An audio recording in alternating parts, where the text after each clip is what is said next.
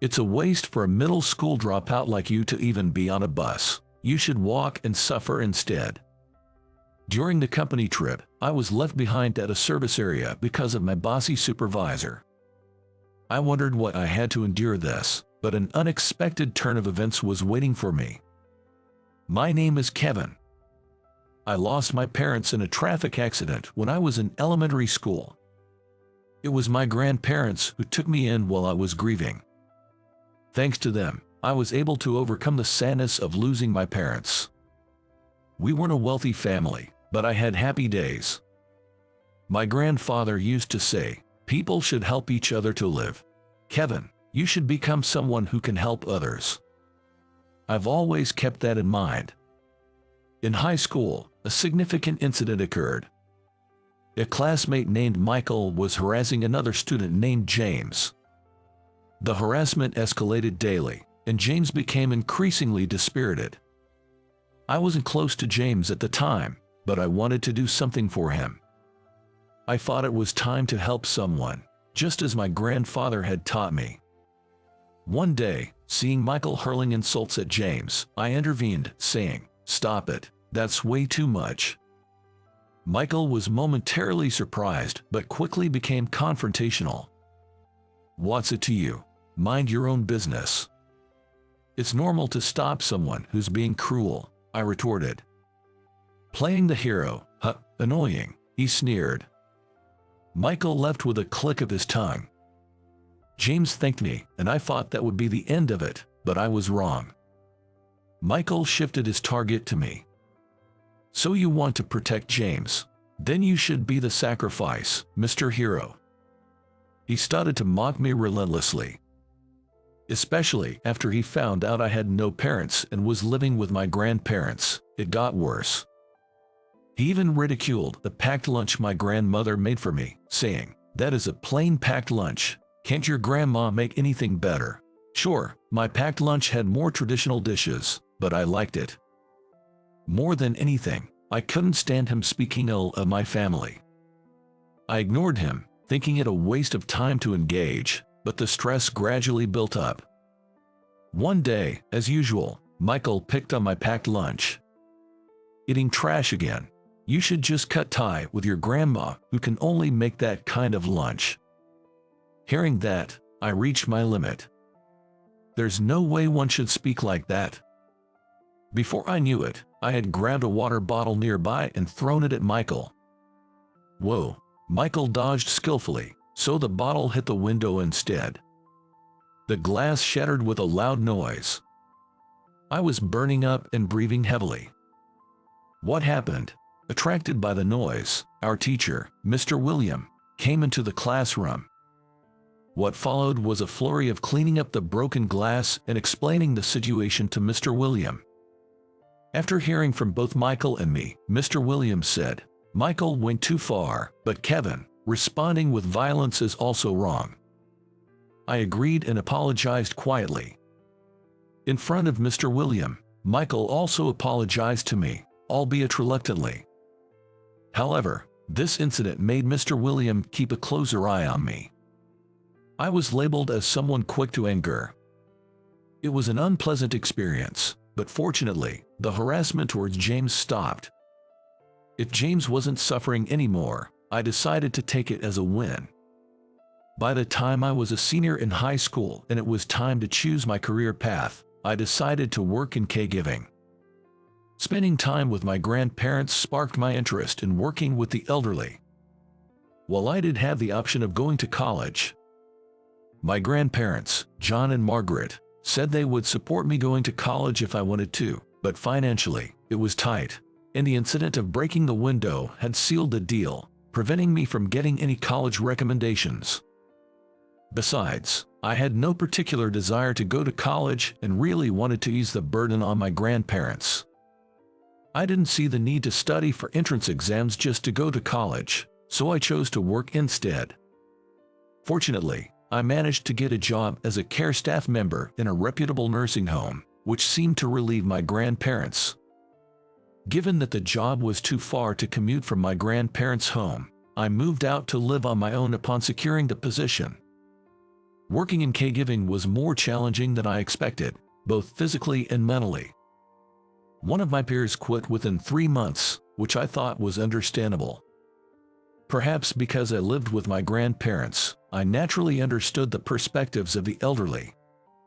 I was able to get along well with the clients and had a good reputation. Even the clients who were said to be difficult would listen to me, so I was appreciated by the other staff members. My direct boss, George, also recognized my work, which led to a pay raise, and I was able to start sending money back to my grandparents. I was thrilled when I heard that my grandparents were able to go on a trip for the first time in a while, feeling like I had finally been able to repay them. However, one day my boss suddenly changed. George had to quit due to a sudden illness. His replacement was a woman named Linda. I was hoping she would be kind, but that hope was quickly dashed. Linda turned out to be a mean-spirited office tyrant. She was rude to her subordinates and especially harsh with her tone. It was even worse for the new employees. Linda was particularly persistent in bothering a girl named Emily. Even during breaks, I saw Linda nagging Emily, saying, "You're so plain. Do you have a boyfriend? I bet you don't." Emily clearly looked uncomfortable, so I couldn't help but intervene, saying, "Please stop." Linda glared at me furiously. "It's just a little teasing. Getting angry over that is ridiculous," she snapped. After Linda walked away, Emily thanked me, but said, "It's okay. You don't have to defend me anymore. I don't want to cause trouble for you." I felt frustrated, wishing she didn't have to worry about me.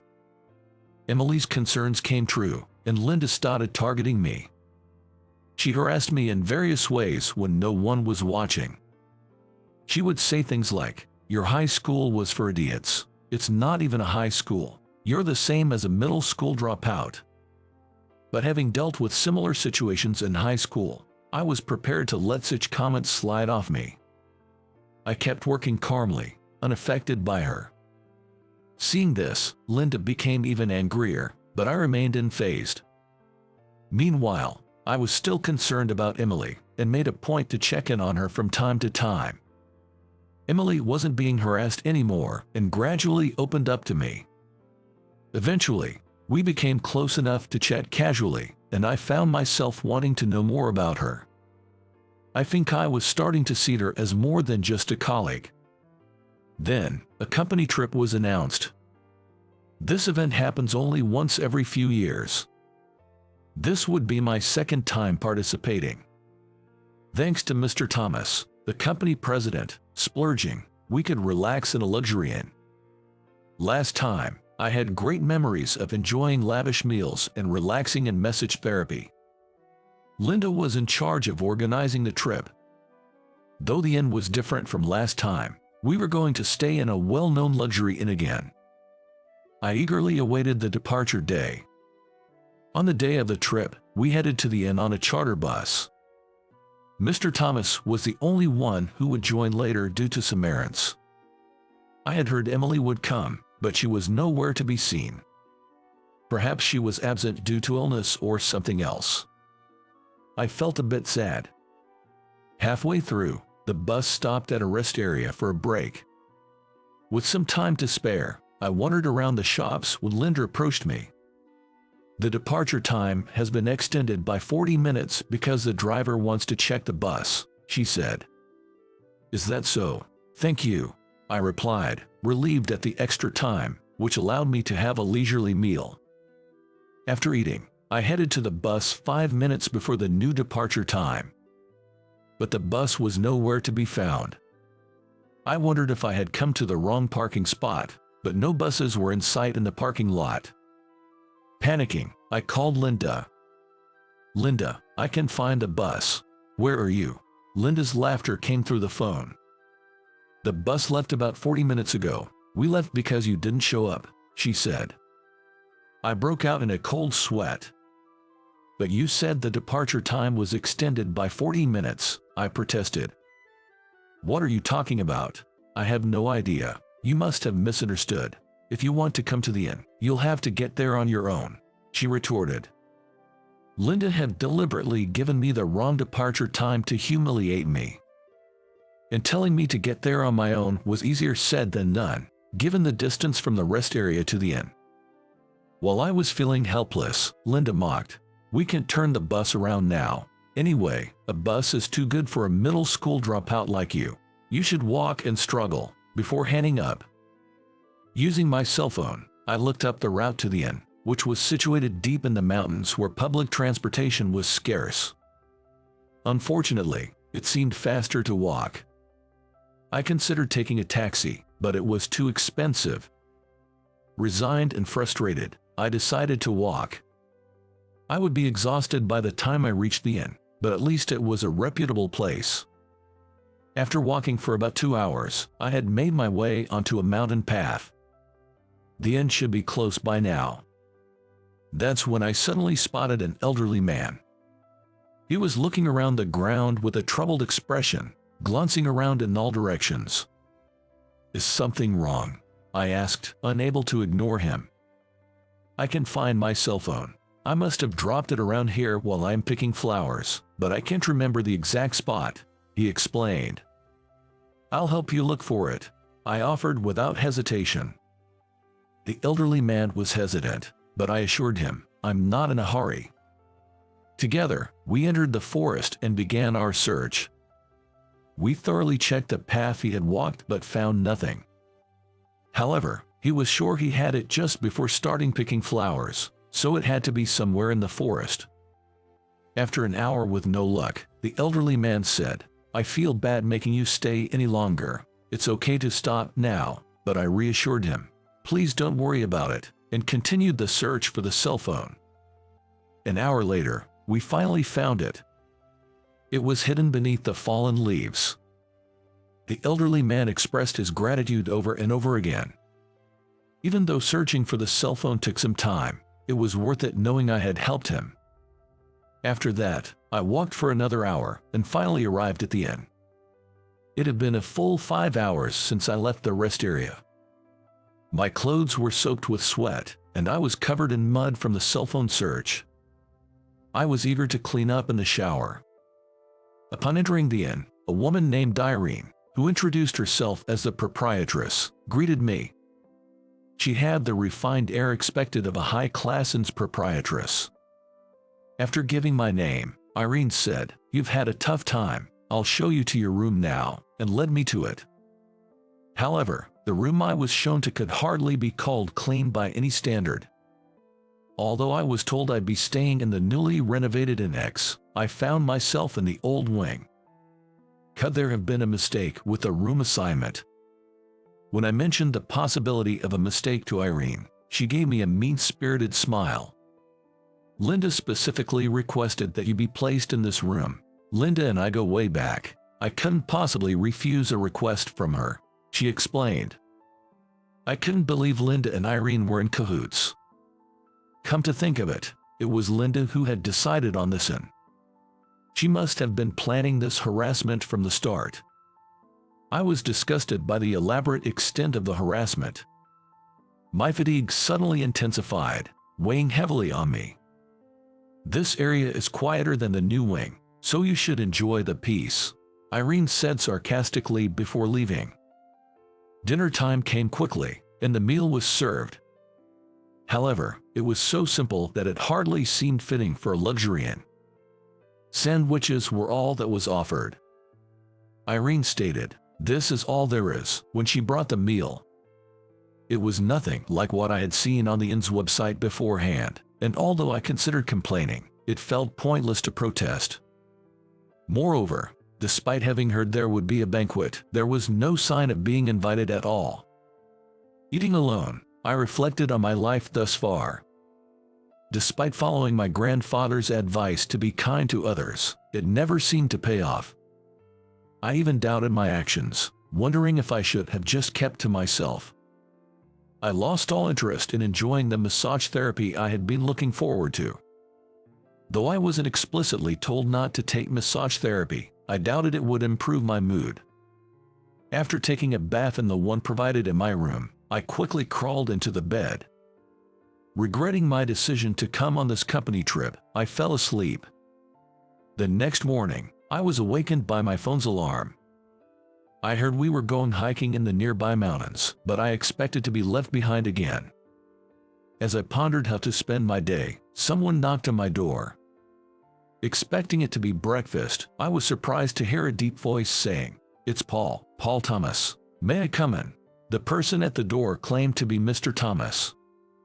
The voice was unmistakably his, but why would he visit the room of a regular employee like me? I let him in, and he immediately apologized. "I'm truly sorry for what happened." I urged him to stop apologizing and asked for an explanation. "Do you have a supervisor named Linda?" I had received complaints about her behavior but lacked concrete evidence to take action. However, I joined this trip intending to gather some proof. I never imagined she would leave you at the rest area. When I arrived at the inn and didn't see you, I confronted Linda, the organizer, who confessed to leaving you behind as a form of harassment. I tried to find you by car but was unsuccessful. I'm sorry for making you walk such a long distance. I must have missed him while searching for the cell phone in the forest. Relaying this to Mr. Thomas seemed to relieve him. I was worried you might have fallen ill somewhere. It's good to see you're safe. I came back as soon as I heard you had arrived at the inn. It was late, so I decided to explain everything in the morning. I apologize for the trouble caused by leaving Linda unchecked. Rest assured, she will be appropriately disciplined soon. Thank you for understanding, I replied, finally feeling a bit of relief. It seemed peace was on the horizon. Just then, Emily appeared, saying, "Excuse me." I was surprised to see her, as I thought she wasn't participating in the trip. But the real shock came next. Emily revealed that she was Mr. Thomas's niece and had been accompanying him on the trip. She had been searching for me along with him. Under direct orders from Mr. Thomas, Emily had acted as a decoy to gather evidence of the harassment. However, because I had intervened to help her, she was removed from Linda's target list, making it difficult to obtain decisive evidence. "I'm sorry, I didn't mean to interfere." When I apologized, Emily quickly waved her hands in dismissal. "No, I was really happy you helped me. Even though I volunteered to be a decoy, it wasn't pleasant, so I appreciated your support." Emily seemed to want to say more, but hesitated and fell silent.